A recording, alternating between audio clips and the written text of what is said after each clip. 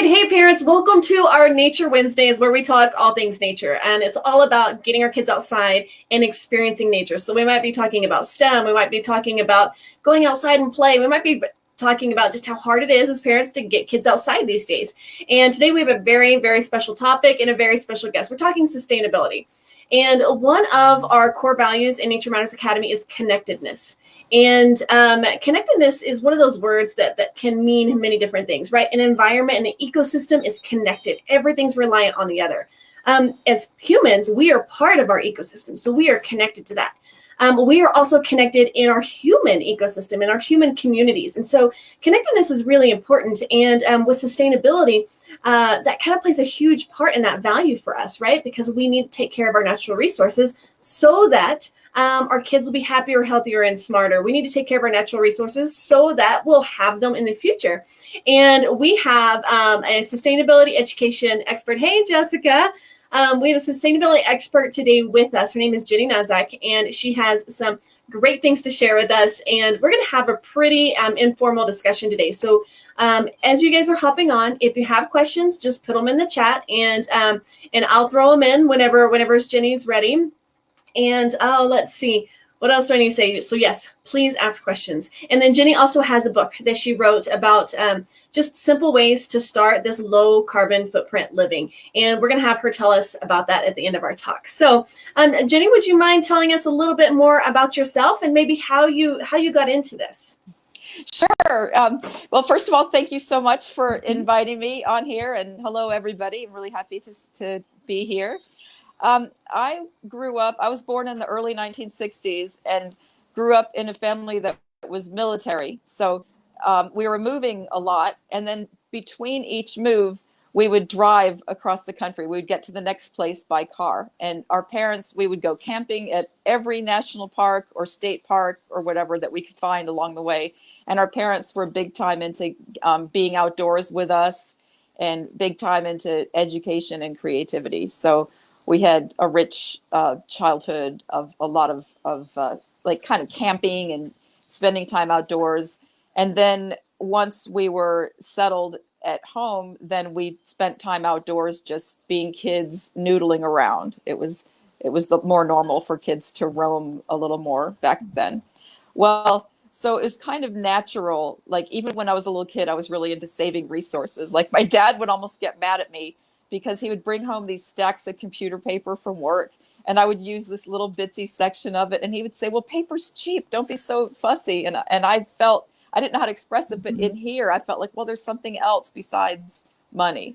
Like, and I was always real fussy with paper and supplies and stuff. And so when I grew up, I became one of those like classic environmentalists, just going out with signs protesting, oh, this development's going to wreck the environment, don't cut the trees down. But after a while, I was looking for a better way, because human beings, we're part of nature too. Like we don't always get taught that we're part of nature. We get taught to conceive of ourselves as separate from nature, right? But here we are, part of nature. So yeah.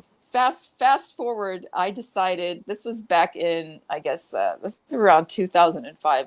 I decided I wanted to try to live a lifestyle that would be my best guess at, okay, if everybody in the US was living this lifestyle, the planet would be on a sustainable track. Mm-hmm. Because a lot of people in other countries already use much less resources than we do. We have 5% of the world's population, and we use like 25% of the world's resources. So I thought, well, if we can get our acts together, then we'll be okay. And so I just started, and I didn't even have numbers or data or anything. I just lived my best guess. I was just, all right, I lived in a little tiny 19-foot trailer in an RV park, little bitty trailer, and I was having fun, being almost like a little pioneer in my trailer in a community of 17 people. And we all fixed things and shared things and used old things, so we weren't very consumeristic. And so I was just kind of living this lifestyle. And then I ran into some bloggers online, this whole group. There was 2 moms actually that decided they wanted to try to calculate what would be the footprint of lifestyle that would be enough to like save humanity, save the planet's ecology. And they had all these numbers for each category, like gasoline and electricity and so on. And so I started to read their materials, and then I ended up writing a book based on all this stuff. And because there are certain numbers, it's like you can have a 10% footprint in certain, like let's say that you're really into that you live in a really walkable place, for example, so you're not super car dependent. It's actually not that hard to have a way smaller footprint than the average American citizen's gasoline footprint, for Mhm. example. Or let's Mhm. say, like, instead of having a lawn, that you have a yard with natives or succulents or whatever, then it's not very hard to use a fraction of the amount of water that a US citizen uses. So Yeah. basically, I basically became, I call it Mother Earth, or Planet Homeschool Planet. I became a student of Mother Earth's homeschool planet. I And love now it. I'm almost 60 years old, still learning, it's Yes. wild, you know. Yeah, you always are. Oh, I love this. So tell us a little bit more, because in this group, we're all about families and really getting outside together and teaching their kids. And I would love to kind of explore some ways that we could take some of this a little bit deeper. But right now, let's talk about kind of low-hanging fruit. So it's my understanding that you have a lot of things in your book are what busy moms need. And these are these easy things, these easy daily action steps that they can take in order to make a difference. And then they can teach their kids. Because we all know if you're raised in a household that has certain behaviors, then you're likely to keep those behaviors as an adult. And so we want to change our behaviors so that our kids can act in a better way. But low-hanging fruit tends to be kind of where most parents need to be. What are some examples of that you would share with families? Well, and by the way, I don't know how I sound. You were breaking up a little, and I don't know if it's my Oh, connection or yours. Do I sound sorry. okay? Am I You coming do. through? You do. But It okay. might have. Yeah, Yeah. you're good. Okay. But yeah, it's low hanging fruit's great. What I always tell people is look for your own self interest. A lot of mistake we make as environmentalists is trying to be so virtuous, and we'd want to do the right thing, but we'll do better if we're using our own self interest. So look for something that's going to save you money, and that could be different for each person. Like, let's say that a person is spending a lot of money and a lot of time sitting in traffic. Like, Mm-hmm. it's not just the amount of money you're spending on gas, it's the wear and tear on your car, and it's the opportunity cost of what's the stuff that you're not doing when you're out there sitting in traffic. So Mm-hmm. you can just become a lazy person, like say, what errand can I just omit, or what does not need to happen? And Mm-hmm. let's say, we're a pretty mobile society. Some of us end up living, say that our kids have friends in one town, and then we move to this other town that's 2 hours away, and we think, well, we drive kids to see each other. Well, you don't have to drive your kids 2 hours to see each other all the time. It can be a special occasional visit, and then you cultivate kids in the neighborhood. And I say that to grown-ups too. I say, yeah, I understand we're mobile and we have friends in different states and even different countries, but we can just cultivate friends in our neighborhood. It's actually a good idea anyway. And it brings so much joy to life to have friends and have connections in your own neighborhood. Speaking of connectivity. And then Yes. that even gets into, once you know your neighbors, you can be sharing resources. Like, your neighbor can say, oh, you don't need to go buy a ladder. You can use my ladder. Or, I grew all these tomatoes and I can't eat them all, kind of thing. Yeah, I think that's a huge issue in society today. We're all disconnected in so many ways, disconnected with community, disconnected with just real conversations. And we just the other day, we were all sitting on the front porch, four different households. We're all sitting on the front porch of our neighbor's house, and it wasn't planned. It's just because everyone was outside. So we all ended up together and having this beautiful conversation. And, sometimes I just sit back and think, and I'm like, I don't think most people do this anymore. I don't think this is a thing, but they need to. And the way that you do that is that you get stinking outside, right? If you get outside your door and you're Yeah. sitting on your front porch, if you get outside and you're working in your yard or going on walks or whatever, then you have the opportunity to meet those people, because I completely agree. Developing that community that's close, that's next door, is huge. Absolutely. And there have been studies that even show that the frequency or whatever of connections you make just by happening to be out in your yard versus not. And let's see, what's some other low-hanging fruit? I mentioned earlier about water. The biggest low-hanging fruit for water usage is outdoor irrigation. Like if you can pretty much either if you can avoid irrigating yard by just having drought-tolerant vegetation, and you don't have to invest a ton of money in plants or anything. You don't have to go buy a bunch of plants. A lot of times, again, with getting connected with neighbors, a lot of times the gardeners in your neighborhood, they're going to have extra plants, and they might have some ones that are native, drought tolerant. And then if you can avoid, like people use hundreds of gallons of water for outdoor irrigation, especially like trying to have grass in Arizona or something. And each area, like even here in Florida, we have a dry season. Like we get 49 inches of rain a year historically, but we have a dry season, and also our droughts are getting more severe, and stuff cooks here. I mean, it cooks. So if we can get our yards to be more resilient and not need constant irrigation. Another fun thing to do, this is more like a family project and it's a little bit of work, but it can be a blast, is to catch rainwater off your roof. And the simplest thing, like, right, you can have a fancy setup. You can get someone to come over and install nice gutters and drain pipes and fancy barrels. But the simplest thing is you can just stick a trough or bucket underneath your roof line and start collecting water. And there are sites I'll send you, but there's a really cool website that lets you figure out how much water you can collect off your roof. If you're maxing out the collection, you can get your kids involved in calculating how much you could possibly collect. You can get each kid to put out a different bucket and see how much did yours collect, or what worked, like which one collected more water. That was a better area to collect water. And then that stored water, it's like free water. It's water that you don't have to pay for in your water bill. You collected it, and then you can put that on your landscape. Free water and fun for the family. Yeah, I love that. It's interesting. Oh, sorry, go ahead. Oh, but say something about that. Yeah, what was that? Oh, I was just going to say, so much of it is like, there's some interesting like cultural pieces to this. We moved from Texas, who, also it's a desert grassland. Where we came from was a desert grassland, and everyone had to have like lawns and grass that doesn't grow there naturally and had to be watered a lot. And it was stressful because you felt like you had to keep this up. And xeriscaping like the entire lawn is that was kind of overwhelming. Then we moved into Mexico, and it's normal to have a native lawn.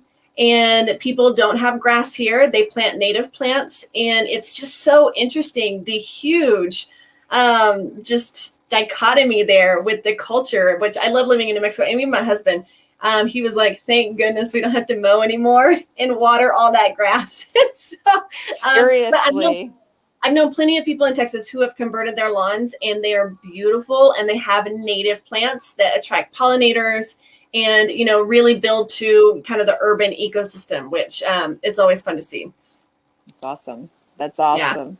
Yeah. And, another thing that's literally low-hanging fruit is, okay, if you can also grow something, it'll require irrigation, but it's something useful for your family. So you can be growing fruit trees or vegetables, and that will take some water, but like I said, you're producing something useful. And there's you can be producing really fresh food. I mean, I think during COVID we saw how grocery store shelves were really empty, or weird things started to happen with the supply. And it wasn't necessarily that there was a food shortage, but there was some really bad distribution problems. And we're suffering a lot of health problems anyway. Just our food supplies, they're screwy in a lot of different ways. And if the more you can grow, if you can grow a little bit at your house, it's fun for the family, and you're actually reducing a lot. Some of the most energy intensive food to transport is vegetables and fruits. They're heavy. They have a high water content. So if you're growing some of that in your own home or community garden, you're learning a lot, and you're becoming more resilient. Yes. And it gets kids interested. I always hear about kids that have never, like some inner city kids that have just literally never eaten a fresh vegetable. They're living in a food desert. And the first time they taste a fresh vegetable that they grew, they suddenly like vegetables. Yeah, I think that's huge for so many kids. So many kids are averse to eating things that are from plants, right? Anything that's kind of healthy. But if they grow it, I mean, they'll try it. They may not necessarily like it, but they're willing to try it. And the more they grow it, the more likely they are to enjoy it. And I completely agree with that. As a parent, sustainability, you're kind of building or growing food for your family that's healthy. And then number two, it's more likely to have your kids eat healthy foods. So yeah, that's great. Yeah. Yeah. All right, Jenny, do you have time to share one more with us? Oh, go ahead. What's that? I didn't hear that. I was going to ask if you had time to share one more with us, but it sounds like you have something else to say. So go ahead. Well, I was going to say that a lot of times we spend fighting nature. Like we're fighting nature in different ways. I don't want this to grow here, and I don't want this to grow. Sometimes we fight the natural energy of kids. No, calm down, sit down, stay in your seat. And instead of fighting that incredible natural energy, we can be like, let's go with your energy. Let's use your energy. And, yes, the kids can be running around collecting rain or cultivating crops or whatever. I met the coolest kids when I was living in Texas. I was staying on my friend's farm for a while, helping out with things. And the kids were like 9 and 11 back then. And they had full on farm responsibilities, like hardcore, feeding animals, collect eggs. Like they had serious responsibilities where if they missed one, bad things could happen. Right. The animals could get sick or, something could happen. Right. And they were the happiest kids, literally some of the happiest kids I've ever met. Their participation in the household economy was essential and all that. Yes. Well, and they say that, well, this is, a hypothesis, right? But so many kids have sensory issues these days. My kids have sensory issues. But one of the ideas behind this is that, kids have always needed a lot of input. That hasn't changed. But it's the fact that we no longer live on farms and they no longer have tons of chores. And so they're not getting that input that historically, as as the human species, they've always had that input because they've always had to help the community in order for the family to be healthy and to thrive. And these days, we're like pushing our kids out the door because we need them to get out their energy. But historically, they got it out by working on the farm. So I love that you mentioned that. That's really important. Yeah. And then there's also the urban version of that. I mean, it was an urban farm that I was staying on, but also urban. I know parents here that have their kids very involved in the business. Like I know a lady who was doing floral design, and she got her young daughter to design the logos, and she got her son to do computations and things, and they're really good at it. Oh, that's great.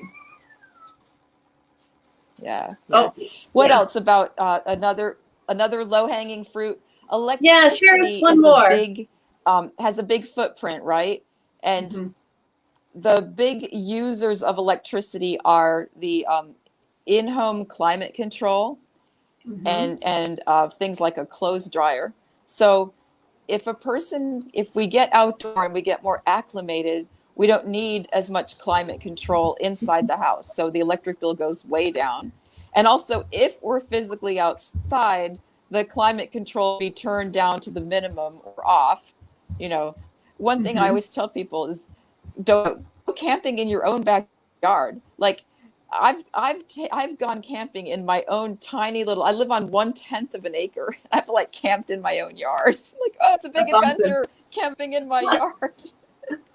And you can have a whole night out, with candles and things, and all that time it can be an almost virtually, or it can be a totally non-electric night if you choose to. Yeah. And kids love that, right? Kids eat that up. My son has been asking to do that for a while, and the nights are still just a little bit cold. And so we're like, all right, just give it a week, and then we're totally going to do it because it's fun. It's exciting. And like you said, you can turn off the AC and save some energy that way. Oh, these are great tips. Jenny, thank you so much for these. So I'm gonna go over these tips that Jenny shared with you guys really quick one more time. But she mentioned one, look for something that serves your own self-interest. So something that maybe saves money, but something to kind of motivate you, something that you're already interested in to help you do those sustainable actions and take that next step. Outdoor irrigation is a big one, uses a lot of water. And so set up rain barrels. That's number 3, set up rain barrels to catch the water off the roof. And kids love doing this kind of stuff, right? That could be one of their jobs, is they set up the buckets underneath the roof and they catch the water and then they go water the plants. And that's part of what they do. And again, like Jenny mentioned, they could calculate the amount of water that they catch. So not only are you getting them outside and they're active and they're moving around, but they're using their brains.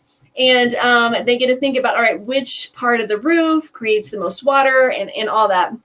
Just awesome. Number 4, she mentioned growing fruit trees, vegetables, and whatnot at your house so that you're feeding your kids super healthy foods. And it's going to have them be more comfortable with eating things that they might be uncomfortable with. So if they're not a vegetable kid, we started growing a lot of greens. My kids eat leaves right off the plant every day. That's just part of our habit now. I'm like, go eat 3 leaves at lunch, go eat 3 leaves at dinner. And it's fun and they enjoy it and they eat a lot more different things now. And then 5, just kind of saving on electricity, right? And so that can be done by just getting outside more with your kids.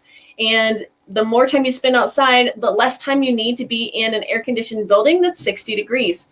That happened a lot in Texas, and that used to drive me crazy because I would be so cold walking into any building because it was literally 60 degrees and it's like 95 to 100 outside. And it was just too big of a difference for my body to be able to handle. But that's another great idea. So Jenny, do you mind telling us a little bit about your book and where people can find it? You got cut off. What would you like me to tell you about? Can you tell us a little bit about your book, Deep Green, and where we can find it? Can you hear me? I'm so sorry. You got cut off again.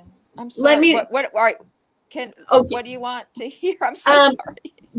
Your book. Can you tell us about your book? Can you hear me? My book. There we go. Yeah. I've got my blog, jennynazak.com, that talks about various aspects of sustainability. And it could seriously one day be about philosophical outlook, next day be about avoiding bags. Like it's a total hodgepodge of mix. And then the book is called Deep Green, and it goes into these different categories of our lives, like gasoline, electricity, water, food. And it gives ideas for how to radically reduce one's footprint.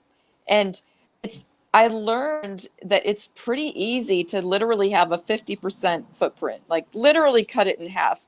But sometimes it's not even hard to cut it like by 90%, depending on where you're at. Like if you're living in a pretty walkable place, it could be pretty easy to cut your gasoline print like way down. Basically, I always emphasize your own self-interest. Like if something's saving you money or time, or you're gaining a skill, or you're gaining closeness with your family, then you're on a good track. Then it's literally sustainable. If something is requiring you to exert enormous amounts of willpower, it's not really sustainable. And if it's requiring you to spend a lot of money, it's probably actually green. Right.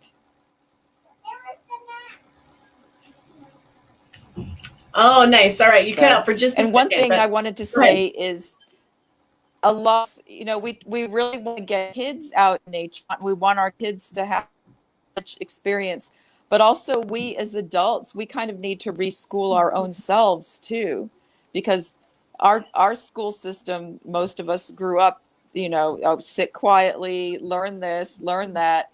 And it's not we didn't learn useful things, but a lot of us didn't learn any land-based skills at all. Yes. So volunteering on a farm, going out to a nature preserve, like we're the ones, not just the kids, but we grown-ups, we need to reschool our own selves. Mm-hmm.